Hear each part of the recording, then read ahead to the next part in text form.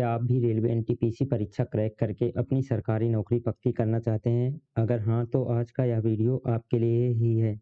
मैं लेकर आया हूँ 8 मई 2026 के सबसे नए और महत्वपूर्ण एनटीपीसी आधारित सामान्य ज्ञान के प्रश्न। वीडियो को बिना स्किप किए अंत तक ज़रूर देखिएगा, क्योंकि यहाँ का एक-एक प्रश्न आपके सिलेक्शन के लिए बेहद ज़रूरी है। नमस्कार दोस्तों, स्वागत है आपका आपके अपने चैनल जॉब्स बाय संदीप पर। तो चलिए बिना किसी देरी के शुरू करते हैं। पहला प्रश्न है, भारतीय संविधान के किस भाग में संघ की कार्यपालिका का विवरण दिया गया है?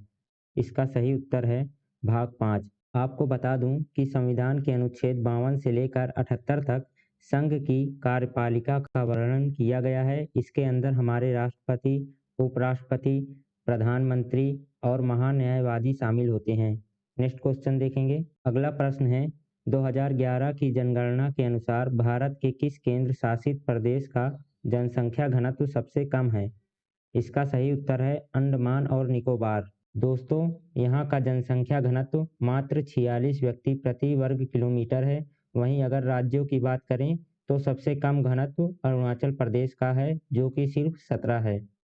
नेक्स्ट क्वेश्चन देखेंगे। तीसरा प्रश्न है, बुद्ध की चित्रकला यानी भित्ति चित्र से संबंधित मुख्य गुफा कौन सी है? इसका सही उत्तर है अजंता की गुफाएं। महाराष्ट्र में स्थित ये अजंता की गुफाएं पूरी तरह से बौद्ध धर्म को समर्पित हैं और इनमें भगवान बुद्ध से जुड़ी जातक कथाओं को बहुत ही सुंदर तरीके से दर्शाया गया है। नेक्स्ट क्वेश्चन देखेंगे। चौथा प्रश्न है, बंगाल में द्वैध शासन यानी डुअल गवर्नमेंट का प्रमुख परिणाम क्या रहा था?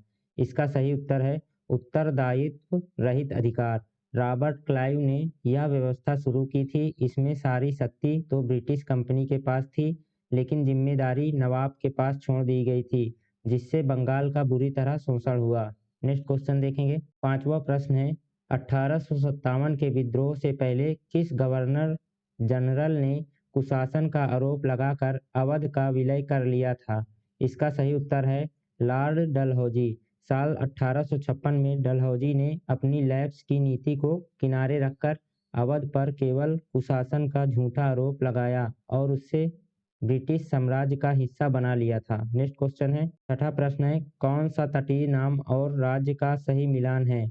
इसका सही उत्तर है उत्कल तट, जो उड़ीसा में है। आपकी जानकारी के लिए बता दूं कि उड़ीसा के समुद्री तट को उत्कल तट कहा जाता है। इसी तरह केरल के तट को मालाबार और तमिलनाडु के तट को कोरोमंडल कहा जाता है। नेक्स्ट क्वेश्चन है, 1905 में स्वैट ऑफ इंडिया सोसाइटी की स्थापना किसके द्वारा की गई थी? इसका सही उत्तर है गोपाल कृष्ण गोखले। इस संस्था की स्थापना पुणे में की गई थी। परीक्षा के लिए एक और खास बात याद रखिएगा कि गोपाल कृष्ण गोखले को महात्मा गांधी जी का राजनीतिक गुरु भी माना जाता है। नेक्स्ट क्वेश्चन, आठवां प्रश्न है, वैश्विक न्याय प्रेम और शांति शिखर सम्मेलन 2025 का आयोजन कहाँ किया गया था? इसका सही उत्तर है दुबई।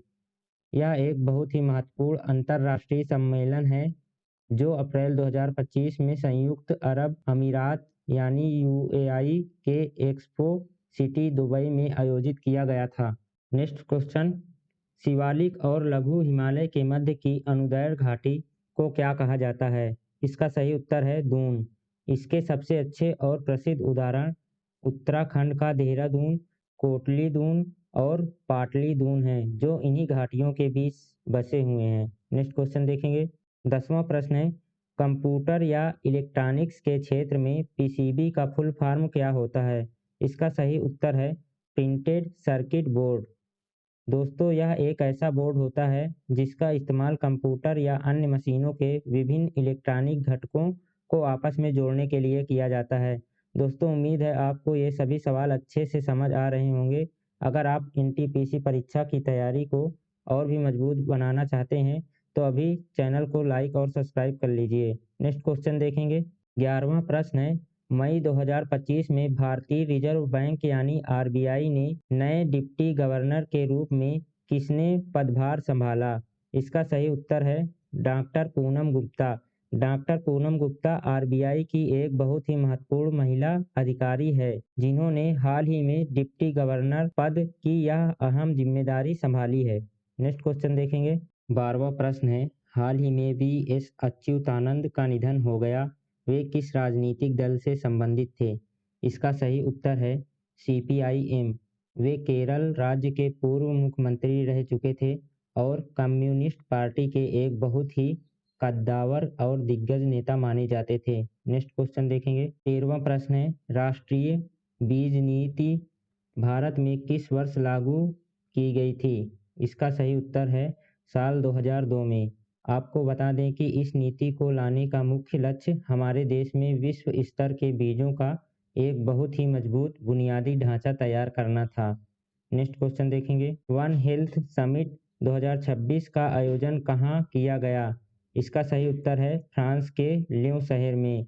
यह एक खास अंतर्राष्ट्रीय समिट था जिसका मुख्य फोकस इंसानों, जानवरों और हमारे पर्यावरण के स्वास्थ्य को एक साथ जोड़ने और बेहतर बनाने पर था। नेक्स्ट क्वेश्चन देखेंगे। गागाई कुंड चोलपुरम को किसने अपनी नई राजधानी बनाया था? इसका सही उत्तर है राजेंद्र चोल प्रथम। राजेंद्र चोल ने अपने गंगा अभियान में एक शानदार जीत हासिल की थी और उसी बड़ी जीत की खुशी में इस नई राजधानी का निर्माण करवाया था। नेक्स्ट क्वेश्चन है, मुंह के कैंसर यानी ओरल कैंसर का मुख्य कारण क्या है? इसका सही उत्तर है तंबाकू का सेवन। आपको जानकर हैरानी होगी कि भारत में ओरल कैंसर के 80% से भी ज़्यादा मामले सिर्फ गुटखा खाने और धूम्रपान करने की वजह से ही सामने आते हैं। नेक्स्ट क्वेश्चन देखेंगे। कंप्यूटर में माइक्रोसॉफ्ट वर्ड फाइलों को खोजने के लिए सही प्रारूप क्या है? इसका सही उत्तर है यूनिट डॉक्स। आज के समय में जो भी आधुनिक वर्ड फाइलें बनती हैं उनका एक्सटेंशन .docx ही होता है, जिससे सिस्टम इन्हें आसानी से खोज लेता है। नेक्स्ट क्वेश्चन देखेंगे। 18वां प्रश्न, 10,000 फीट की ऊंचाई पर स्थित भारत की सबसे लंबी राजमार्ग सुरंग कौन सी है? इसका सही उत्तर है अटल सुरंग। इस सुरंग को रोहतांग सुरंग भी कहते हैं और इसकी कुल लंबाई लगभग 9.02 किलोमीटर है, जो इसे भारत की एक बेहद खास सुरंग बनती है। 19वां प्रश्न है, पर्यावरण के संरक्षण के लिए एजेंडा 21 को किस वर्ष अपनाया गया था? इसका सही उत्तर है साल 1992 में। इसे ब्राजील के रियो डी जेनेरियो शहर में हुए ऐतिहासिक अर्थ समिट के दौरान सतत विकास यानी सस्टेनेबल डेवलपमेंट के लिए अपनाया गया था। 20वां प्रश्न है, दल बदल विरोधी कानून को 10वीं अनुसूची में किस संविधान संशोधन के द्वारा जोड़ा गया? इसका सही उत्तर है 52वां संशोधन। राजनीति में नेताओं के दल बदल को रोकने के लिए साल 1985 में इसी 52वें संशोधन के जरिए इसे भारतीय संविधान का पक्का हिस्सा बनाया गया था। नेक्स्ट क्वेश्चन है, बीसीसीआई ने 2025 से 2028 तक के लिए किसे अपना ऑफिशियल कलर पार्टनर नामित किया है? इसका सही उत्तर है एशियन पेंट्स। अब आने वाले अगले 3 सालों तक एशियन पेंट्स हमारी टीम इंडिया के साथ इस खास पार्टनरशिप में ऑफिशियल कलर पार्टनर के रूप में जुड़ा रहेगा। 22वां प्रश्न है, उत्तर प्रदेश के देवगढ़ में स्थित दशावतार मंदिर किस शैली में बना हुआ है? इसका सही उत्तर है पंचयातन शैली।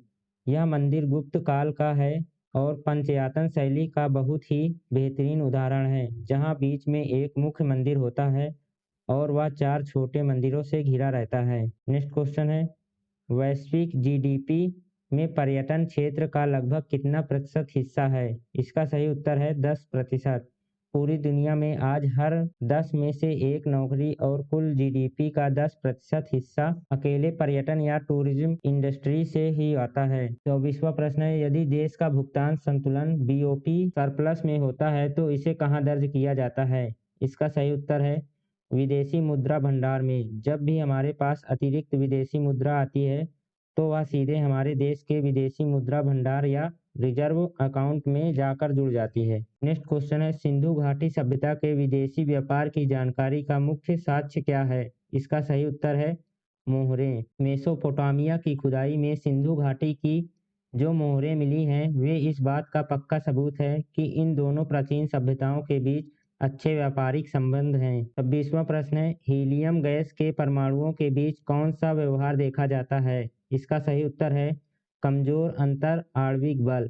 इन कमजोर बलों की वजह से ही हीलियम गैस को द्रव या लिक्विड में बदलने के लिए बहुत ही कम तापमान की जरूरत पड़ती है। नेक्स्ट क्वेश्चन है, महाराष्ट्र का वह कौन सा स्थल है जो उत्तर हड़प्पा और ताम्रपाषाण काल दोनों से संबंधित है?